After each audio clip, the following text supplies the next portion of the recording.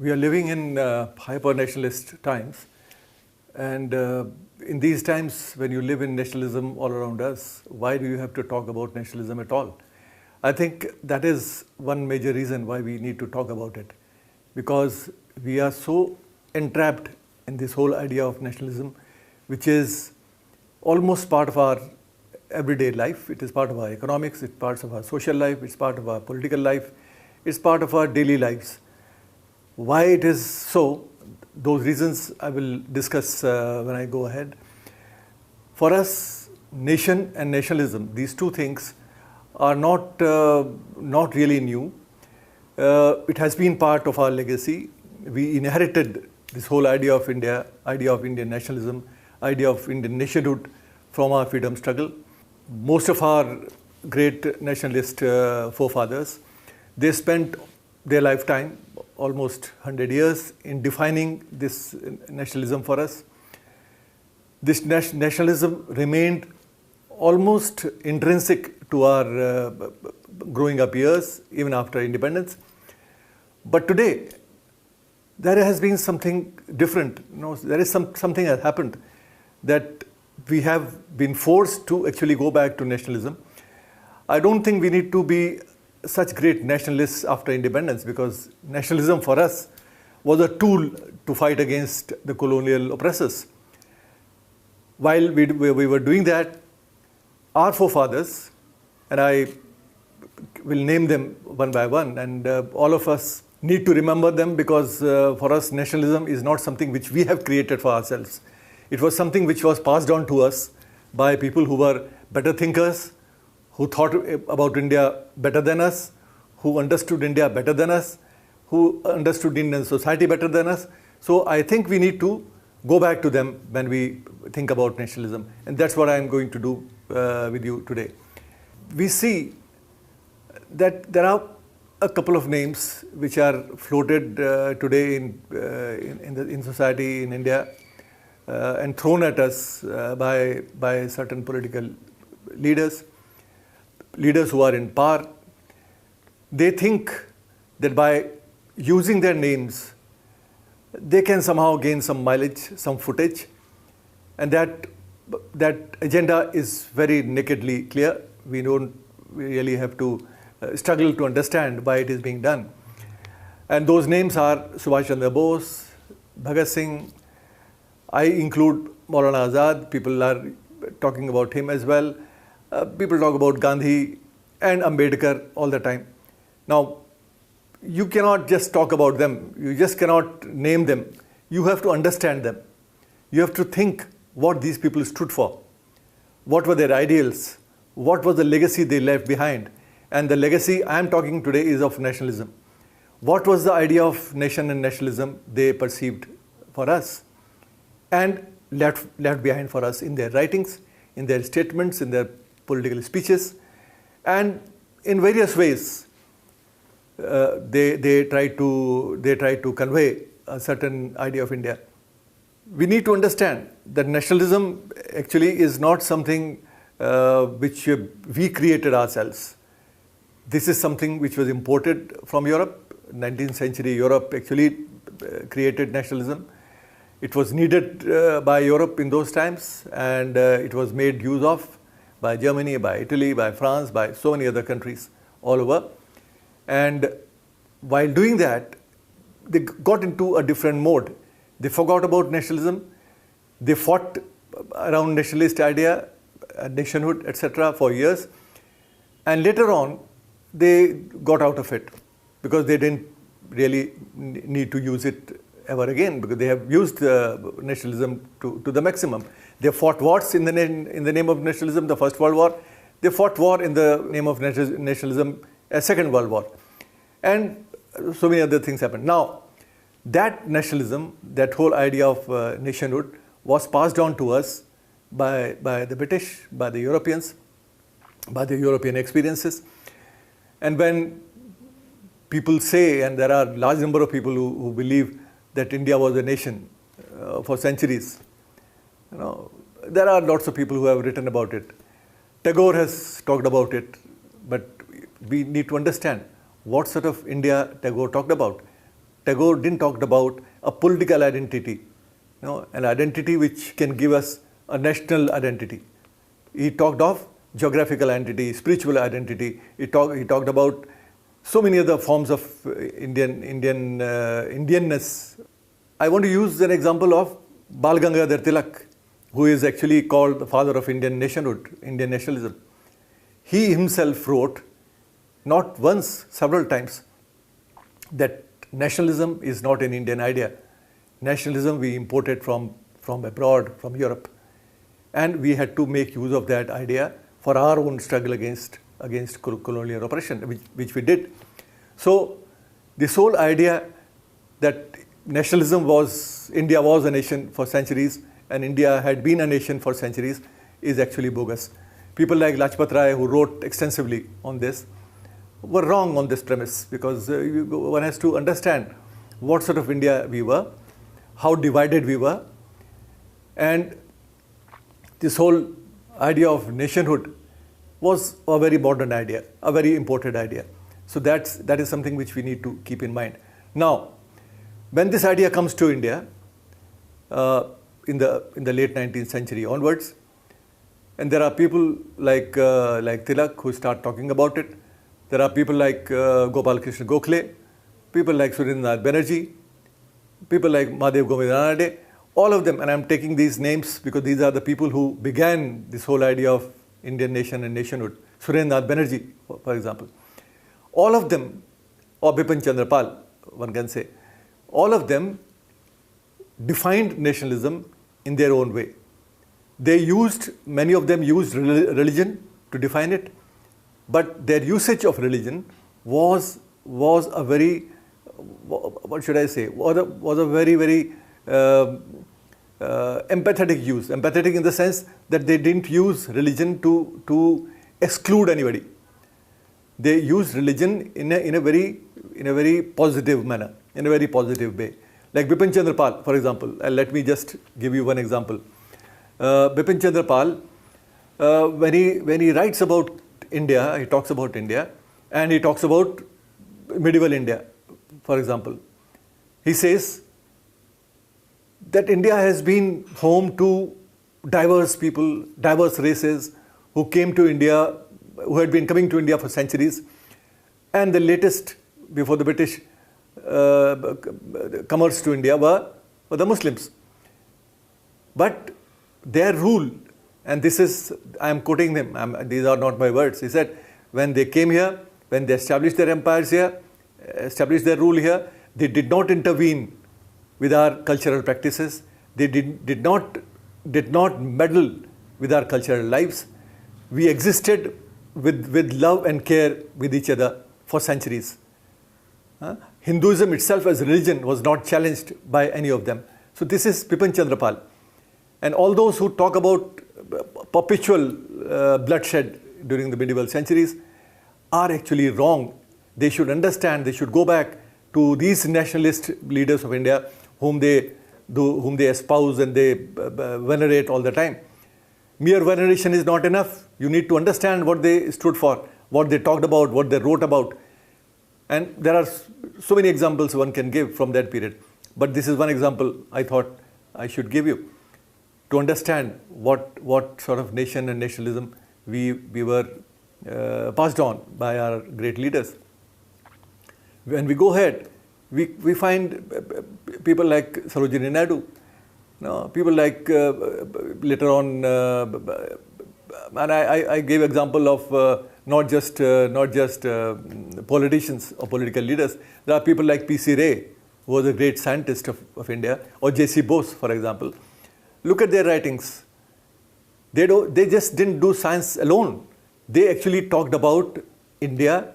They talked about Indian nation, Indian nationhood, and our togetherness historically. And P.C. Ray writes extensively on this issue.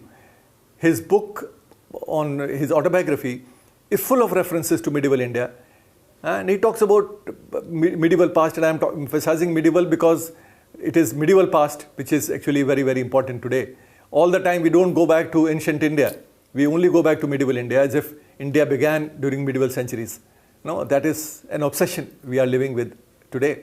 We define our nationhood in the light of what happened in medieval India, what people in medieval India did to us. And they didn't do anything good. They actually destroyed us as a nation. This is something which is peddled all the time. So we need to go back to our nationalist leaders, how they saw our medieval past. Our scientists, our intellectuals, how they looked at medieval past while they were defining Indian nation or Indian nationalism or Indian nationhood. So this is something which is so essential to understand when we talk of nationalism. Nationalism cannot be defined only by the political leaders. It has to be defined in the lives of people who were intellectuals, who were poets, who were scientists, who were writers, who contributed intellectually to our definition of nationalism through their lives. So this is something so essential to understand. Unfortunately, all those who are trying to talk about Indian nationalism and nationhood are so far away from this India which I am talking about today. And we need to understand that this is essential India. This is an India which will define Indian nationhood. No, it is their lives and their writings which will define nationhood or nationalism for us. Not actually the cheap peddling of ideas which are not based on any historical truth, which is based on absolutely imaginary facts. So you cannot imagine your present to understand the past. No, your past is dependent on the facts, what you inherit, not something you imagine, you like to imagine for your present. No, that is something which is being done today. That is some sort of a vandalization of history which we see happening all the time. We see history being peddled through WhatsApp.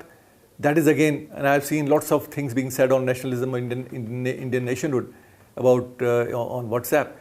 Something which is circulated between 2,000, 3,000 people, and that becomes a historical fact. For people like us, it is an immense task to actually undo that untruth, because that fact has no basis in history, because that is imagined by some individual who has circulated it among a large number of his friends, his like-minded Indians, and they make it a historical fact. So this is something which is being done to our nationalism, our lives, and this is something which I need to question. And we all need to question that, because that is something which will destroy us as a nation, as a society. So when we talk of nationalism, we need to go back to our as I said, our great nationalist leaders, and especially those whom we talk about all the time and whom we think that they actually did great service to us, and I don't disagree on that count. They of course did. But the point is, you don't have to really just name them. You have to follow what they wrote. You have to follow what they said. And that's what you are not doing.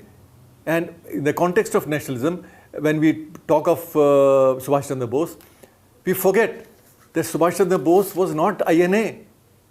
INA was his last-ditch battle against the British.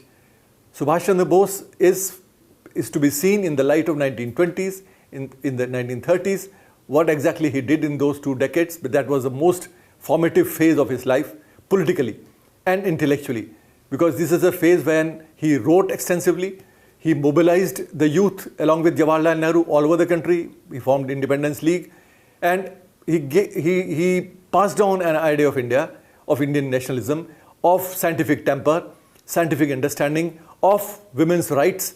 Well, these are all part of Subhash Chandra Bose's nationalism. You just can't exclude these ideas of Subhash Chandra Bose when we talk of nationalism.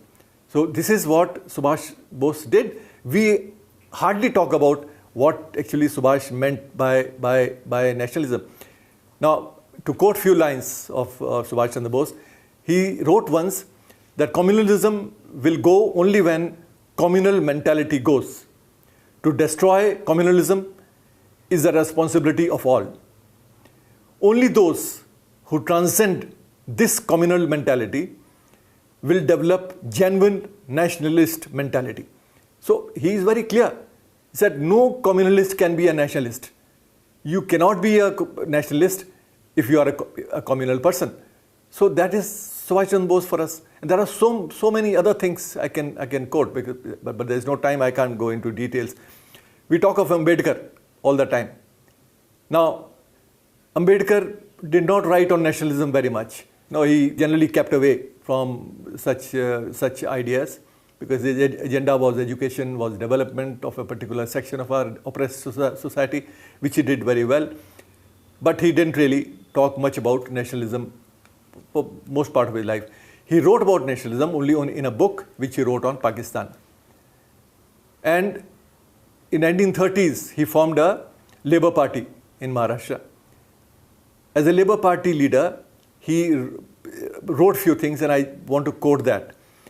He says, if nationalism means the worship of the ancient past, the discarding of everything that is not local in origin and color, then Labour is talking in the context of his party, which he has formed, then Labour cannot accept nationalism as its creed. Labour cannot allow the living faith of the dead to become the dead faith of the living. Now, this is what Ambedkar thought about nationalism. For him, nationalism was not a sacred creed. No, he was not infatuated by nationalism.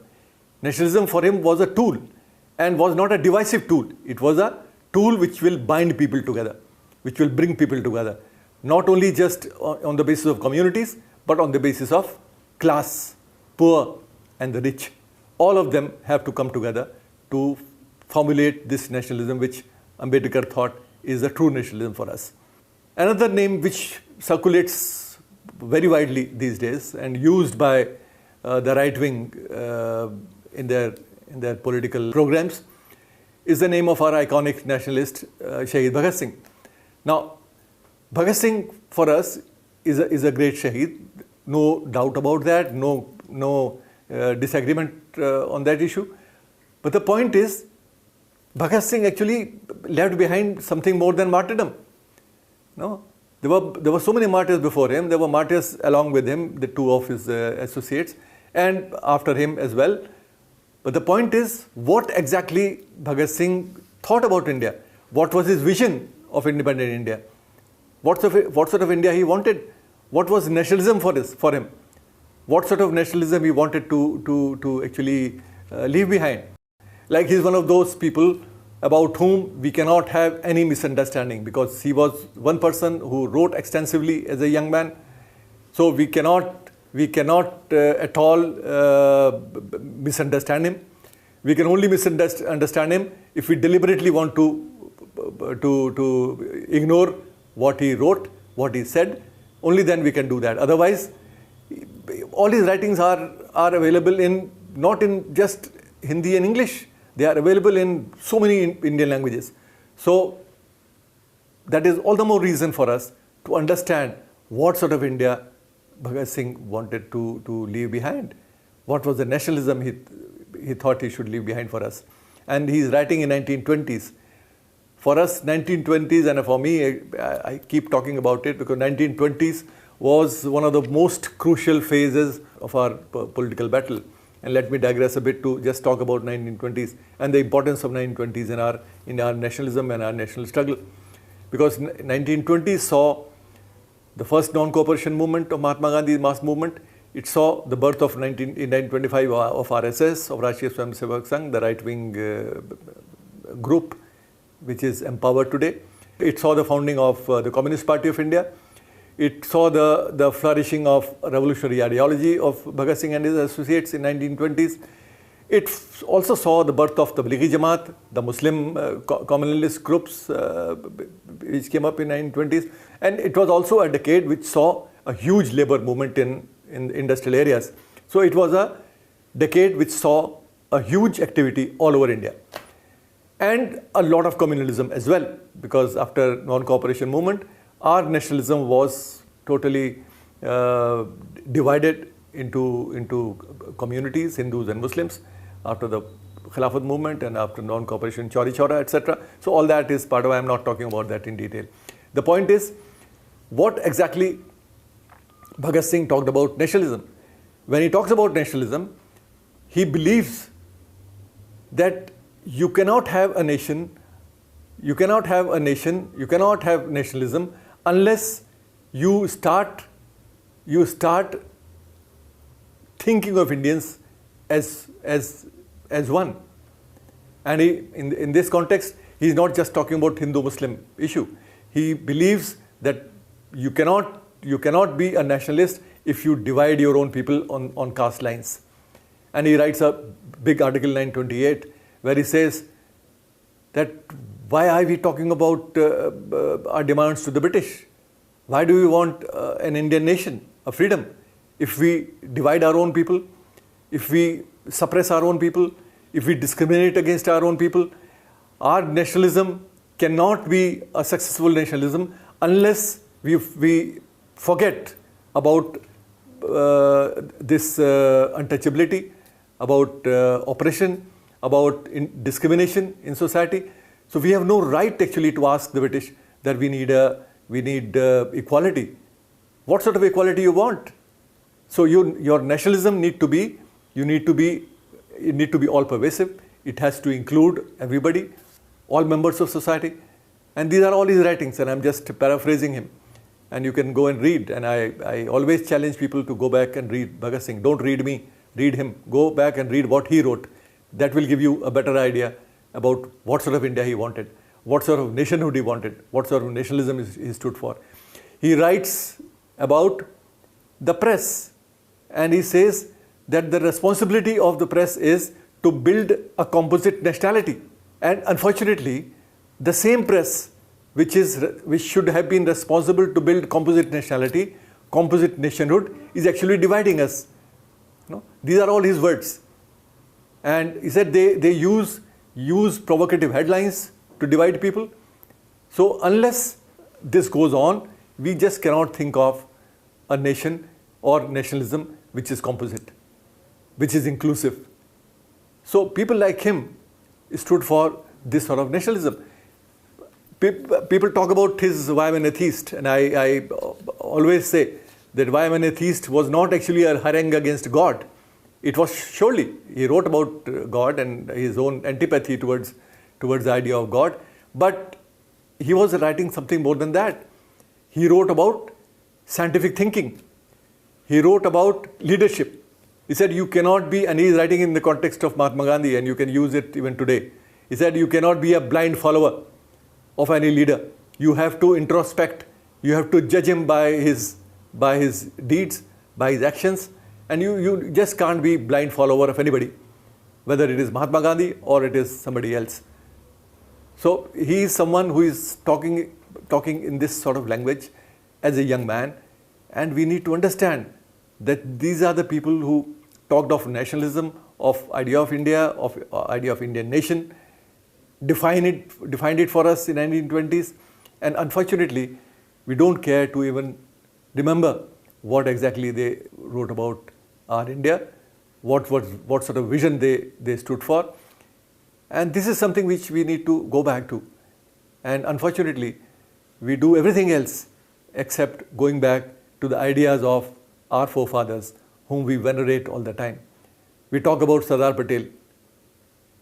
We don't talk about what he wrote, what he spoke, what sort of India he wanted. There are his speeches. I just want to quote one instance, because Sardar Patel is talked about so much and venerated so much, and he deserves to be venerated. I have no idea, I have no disagreement on that. In 1949, 2 years after independence, he goes to Madras, gives a speech, and talks about the building of new India, Indian nation, what sort of India we want. And he very clearly says that I disagree with the left and the right. The left wants to build an India which is socialist, which is on the Bolshevik lines, and he being a person who didn't agree with that idea of India, so he disagreed with them. And he said, I have invited them to join the Congress party. Let us build India together. Let us be part of this project of building new India. But they are not listening to me. This is a complaint of Sardar Patel. Now he comes to the right wing. He said, the right wing actually believes that they can somehow create a Akhand Bharat, No, this is something so damaging to the whole soul of India that you want to think of Akhand Bharat when you have already suffered so much during partition. No? And I have told them, please do what you say, and this will not work. And these are Sardar Patel's words. This will not work, that you say something and do something else. Start respecting national flag. No? And he's saying this in 1949, which means it was not being done. And Sardar Patel, as a Home Minister, as a Deputy Prime Minister, had to remind them that you need to respect the national flag. And if you respect the national flag, only then you can be a nationalist. How can you be a nationalist without respecting the national flag? So these are a few things which we need to understand, we need to remember, need to share and talk about, because nationalism is not something empty. It's not an empty word, or it's not a political rhetoric. It is a fact. If it is a fact, then it need to have substance, and that substance you have to inherit from your nationalist struggle, from your leaders who actually did so much churning around these ideas and left behind a composite nationalism, an indivisible nationalism, an integrated nationalism. You can give any name to it. A revolutionary nationalism, an empathetic nationalism. Empathetic nationalism is Mahatma Gandhi's idea. He said, for nationalism you don't need an enemy.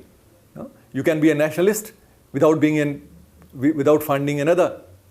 So today what you are doing is, you actually want to be a nationalist only when you have an enemy. And you define your nationalism vis-a-vis the enemy you have found, within or without. So that is something which is questionable in the light of what you have inherited from your forefathers, people who have left behind the whole idea of nationalism, who have actually, as I began by saying that they were better thinkers, they knew the idea of India much better than us, and they actually struggled to create an India which we carried forward all these years. But now somehow a situation has come when we need to go back to the words, to the ideas, to the vision of all these people I have talked about briefly. I could actually refer to Maulana Azad as well, because he was someone who was battling the two communalisms to defend his composite nationalism. His idea of indivisible composite nationalism was a challenge, because he battled more than anybody else the Hindu communalist and the Muslim communalists in the form of Muslim League. He decided that it is possible only when you aggressively put forward your idea of composite nationalism, and that is available in his presidential speeches at least twice, one in 1923, another is in 1940 in Ramgarh, where he extensively dealt with whole idea of nationalism. What is India? Who's India? India belongs to whom? India belongs to everyone who lives here. Hindus came to this part of the world much before the Muslims, but Muslims have spent more than 1,000 years now. That are his words in 1940. Now they have a right, like anybody else, to claim India. So for him, Indian nationalism is a composite nationalism, where all communities, castes, classes have to be together to form Indian nationhood. And he kept on. He wrote a long piece called Islam and Nationalism, where he defines nationalism in the light of Islam. He says, a composite nationalism is possible because the Prophet in the 7th century formed the first nation in the Islamic world in Medina by forming a collaborative, a composite nationalism, bringing Jews and Muslims together. Now, if Prophet can do it, so why we can't do it in India by putting Hindus and Muslims together? So this was the idea of nationalism which was left behind by Maulana Azad. And I say it with a lot of conviction that for me, Maulana Azad did not lose in 1947 because people say that he lost the battle because India was divided. He didn't, because he was able to convince a large section of Indian population, Muslim population particularly, that composite nationalism is possible, living together is possible, And large number of people decided to stay back. And they decided to stay back because people like Maulana Azad, Hussain Ahmad Madni, Allah Bakhsh Samru, and so many others. There are so many names and we don't even know about them. People who were against partition.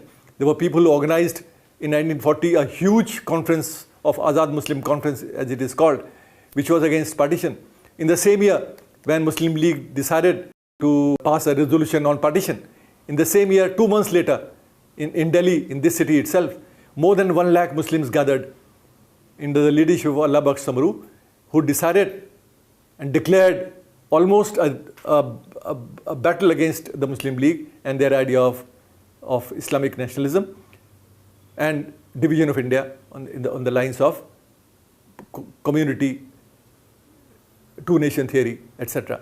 So this is something which we need to remember, that our nationalism is not just an idea based on majoritarian nationalism.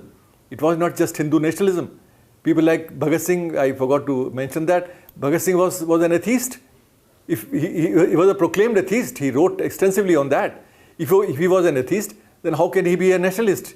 By the definition of people who want religion to be part of nationalist identity. So, which means that you don't need religion at all. If religion was a nationalist identity, then the whole idea of two-nation theory was debunked in 1971. So there is more to nationalism than mere religion. There is culture, there is language, there is the feeling of togetherness. You know, all that is necessary to form a nation, to form a nationalism, to live happily together with one idea of nationalism. All that can come back to us only when we go back to all these leaders who actually went through this churning, who defined composite nationalism for us, which came in handy for us for decades. Today it is under threat, and many of us have to rise and defend it and go back to our forefathers, go back to their writings, to their ideas, to explain what sort of India we want. We don't want divisive India. We don't want India dependent on caste, community or religion. That is not the India, that is not the vision which we left behind. We were left behind. We decided in 47 to be a democratic secular country, not like our sibling which decided immediately to be an Islamic nation. No? We rejected this idea of Islamic nation in 1947 itself. There is no need to go back to that vision, and we have seen that choice which our sibling made and where they are and where are we. So if we want to be like them, the mirror image of what our neighbor is doing to itself, then the choice is before us, and we can very well decide what sort of national identity we want and what exactly is progressive for us, or what exactly is foundational idea of India for us. No? Thank you.